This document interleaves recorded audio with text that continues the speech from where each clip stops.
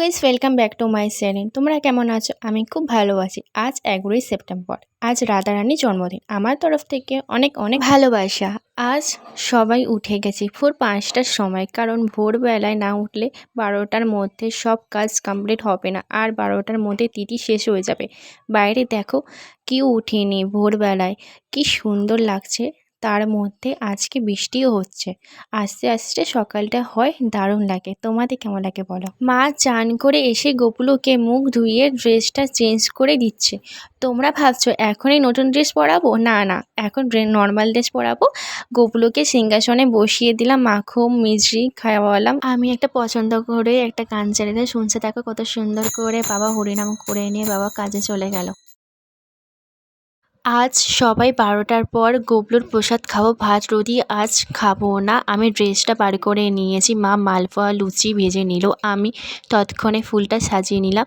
চান করানোর জন্য দুধ, ঘি, চন্দন, মধু, সুগন্ধি আর গঙ্গা জলটা সাজিয়ে ফলটাও কেটে নিলাম। আমি একটু আলপনাও করেছিলাম। আমি আলপনা তেমন করতে পারি না, তাও একটু চেষ্টা করলাম। কেমন হয়েছে তোমরা একটু জানিও। ঘটির মধ্যে দুধ, ঘি, চন্দন সব দিলাম। গোপুলোকে চান করিয়ে দিল, পরিষ্কার কাপড় দিয়ে মুছে দিল, কারণ আমাদের রাধা নেই, তাই গোপুলো সোনাকে রাধা সাজালাম।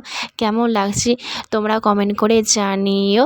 মা কিন্তু খুব সুন্দর গোপুলো সোনাকে রাধা সাজিয়ে দিয়েছে। গোপুলো না রাধা বোঝা যাচ্ছে না।